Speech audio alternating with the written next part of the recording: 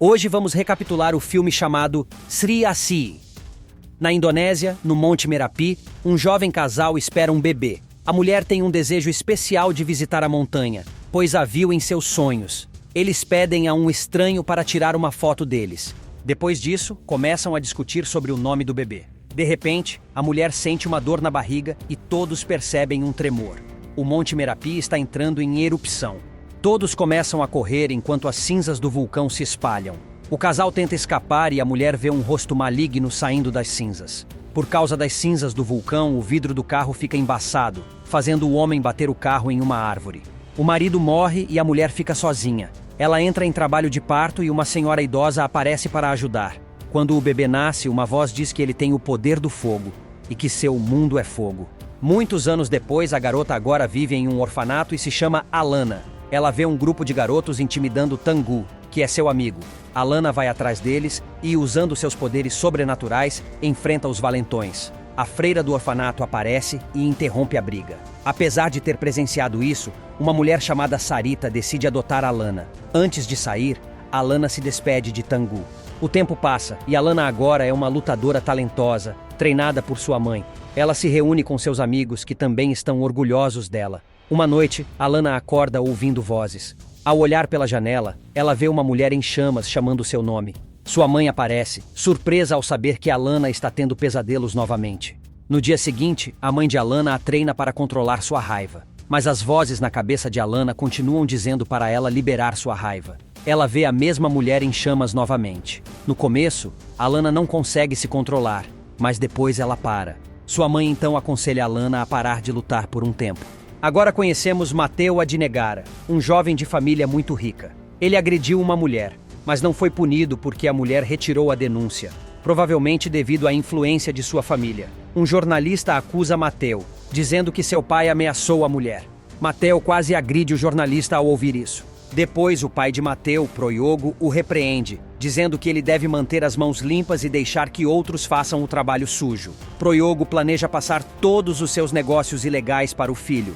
Matteo se desculpa e Proyogo diz para ele não se preocupar com o artigo sobre o problema. Na próxima cena, vemos o jornalista Muhammad Ghazali, que escreveu o artigo, sendo executado por um dos homens de Proyogo. Agora conhecemos Jatmiko, um policial que trabalha para Proyogo. Sua chefe, que também trabalha para Proyogo, pede para ele se livrar do corpo do jornalista e registrar como assalto à mão armada.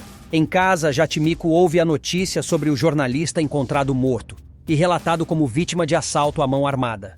Ele fica com raiva porque sabe que não foi bem isso que aconteceu, mas não pode fazer nada. Jatmiko também ouve um corvo do lado de fora. Ao investigar, ele vê um corvo com olhos vermelhos, que será explicado mais tarde no filme. Matteo é mostrado em um clube onde ele também luta.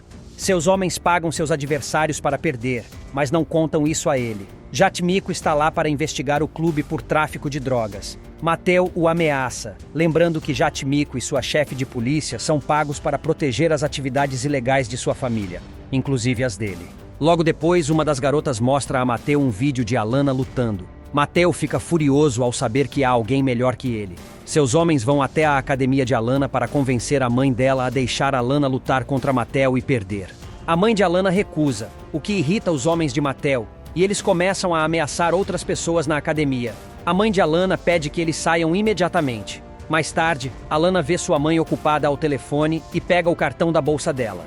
Na próxima cena, Matteo e Alana se enfrentam na arena. Alana deveria perder no terceiro round, mas ela vence o primeiro e o segundo round, deixando Jagal, o guarda-costas de Matteo, irritado. A mãe de Alana chega para tentar impedir a luta, mas os homens de Matteo a seguram.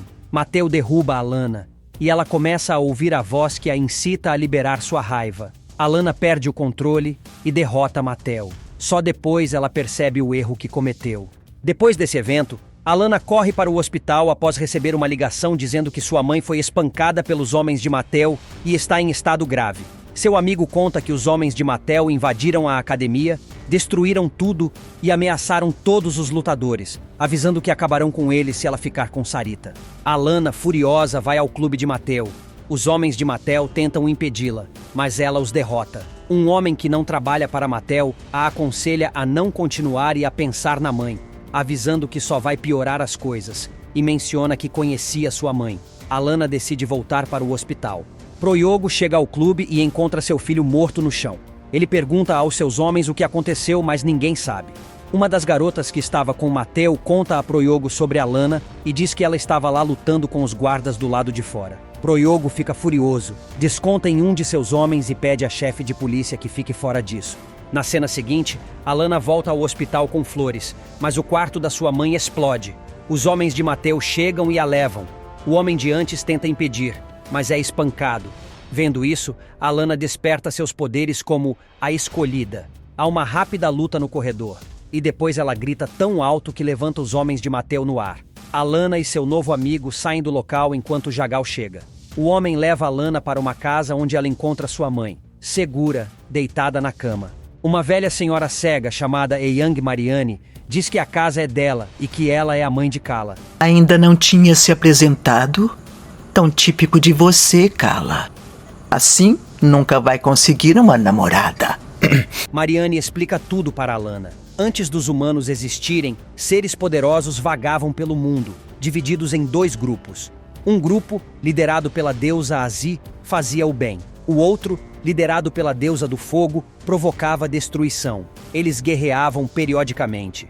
No arquipélago indonésio, houve uma grande batalha em que a deusa Azi derrotou a deusa do fogo, que foi trancada dentro de um vulcão. Mas a deusa do fogo pode ser libertada se seus 5 comandantes forem ressuscitados. Um poderoso guerreiro com feitiçaria, um ser meio humano e meio demônio com sede de sangue, um menino demônio inteligente e poderoso, uma mulher demônio que governa o oceano, um espírito maligno que possui humanos e causa destruição, chamado espírito demoníaco. Se a deusa do fogo for ressuscitada, ela destruirá não só a nação, mas o mundo inteiro.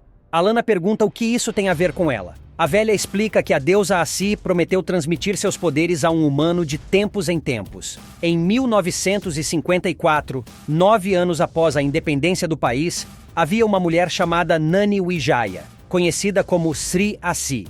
Ela era uma patriota que ajudou na Operação Ngulé Jiwo, que significava o retorno ao Java. Durante a ocupação holandesa, muitas pessoas foram enviadas ao Suriname como trabalhadores baratos. Mariani faz parte de um grupo chamado Jagabumi, que rastreia e protege os descendentes da deusa Asi, acreditando que ela renascerá através deles. Eles souberam da morte dos pais de Alana e de seu desaparecimento quando era bebê. Mesmo antes de Alana nascer, a deusa do fogo sabia que ela seria a hospedeira da deusa Asi. Por isso, a deusa do fogo quer possuir Alana e controlar sua mente para impedir que ela continue a luta. Mariani informa que Alana é a próxima encarnação da deusa Asi.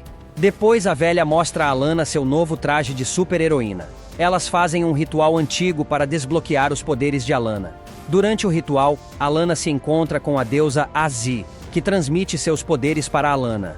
Mais tarde, é revelado que Prayogo Adinegara é o espírito demoníaco. Ele planeja destruir favelas e usar os moradores pobres como sacrifícios em um ritual para ressuscitar um exército de 1000 demônios. Prayogo tem um poderoso colar de herança, de onde vêm seus poderes. Para acabar com seus poderes, é preciso tirar o colar dele. Alana descobre isso e decide que deve impedir Prayogo.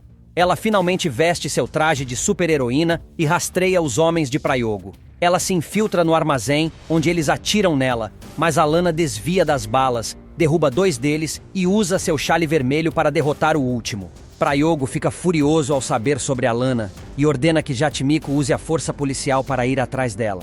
Enquanto isso, Alana procura um velho amigo. Ele não a reconhece de imediato, mas depois de conversarem, ele se lembra dela. Seu amigo Tangu é jornalista, o que também o torna um alvo para Prayogo. Prayogo está enfrentando outra crise, pois alguns de seus homens estão sendo eliminados por alguém. Na cena seguinte, uma figura misteriosa persegue Jagal. Enquanto isso, Jatmiko trai Prayogo e se alia a Alana. Ele avisa Alana e Tangu que Prayogo está atrás deles e lhes dá informações sobre uma festa, onde podem encontrar e derrubar Prayogo. Kala e Alana vão à festa, mas Prayogo sai mais cedo, então eles o seguem até seu prédio. Lá, lutam e derrotam alguns guardas enquanto Prayogo espera em seu escritório. Alana chega ao escritório e Prayogo tenta atirar nela. Aparentemente, ela também pode andar nas paredes. Eles lutam, mas algo parece errado. O colar de Prayogo parece falso e ele não usou nenhum poder contra ela. Ao mesmo tempo, uma revolta acontece no prédio onde Tangu está. Ele, uma moradora e sua filha saem do apartamento, mas são encurralados. Alana aparece e os salva. Depois, as pessoas são colocadas em ônibus para serem levadas a um abrigo temporário. Alana e a velha examinam o colar e descobrem que é falso. Eles se perguntam quem é o verdadeiro espírito maligno, já que não é Prayogo. Tengu se encontra com Jatmiko para saber sobre o local seguro da noite anterior, pois não conseguiu contato com ninguém. Jatmiko diz que não tem essa informação, mas vai investigar. Enquanto isso, Alana e Kala tentam descobrir para onde as pessoas foram. Eles encontram algumas coordenadas antigas em um livro velho. Eles descobrem que a localização é uma velha fábrica, fechada há muito tempo. Lá, o espírito maligno planeja sacrificar milhares de pessoas inocentes para libertar a deusa do fogo. Alana, Kala e seu amigo chegam à velha fábrica. Alana derrota facilmente os guardas na entrada. A figura misteriosa, que é o espírito maligno, também está na fábrica. Alana derrota mais guardas e tenta lutar contra ele, mas o espírito maligno a domina. Para sua surpresa, é revelado que Jatmiko é o espírito maligno. Ele se move rápido e é muito mais poderoso que ela. Alana usa seu chale vermelho para capturá-lo e jogá-lo contra as paredes. Kala e Tengu encontram as pessoas capturadas. Há uma bomba na cela que explodirá em 10 minutos. Alana e Jatmiko ainda estão lutando. No clímax, a deusa do fogo aparece e pede a Alana para liberar sua raiva e se juntar a ela. Alana diz que a raiva não faz parte dela e se multiplica. As 3 Alanas atacam o espírito maligno e lhe dão uma surra. Enquanto 2 Alanas lutam, a verdadeira Alana abre a cela e liberta os prisioneiros. Ela pega a bomba e voa, enquanto as outras 2 Alanas seguram o espírito maligno. Kala e Tengu levam as pessoas para fora da fábrica. No final, a bomba explode e o espírito maligno é derrotado. Alana cai do céu e pousa na terra, declarando que seu nome é Sri Asi. Nos momentos finais, vemos que sua mãe se recuperou. Mariane anuncia que há outra pessoa como ela chamada Gundala, que precisa de sua ajuda. Na cena dos créditos, alguns homens tentam cobrar uma taxa de segurança de um homem, mas ele os derruba facilmente.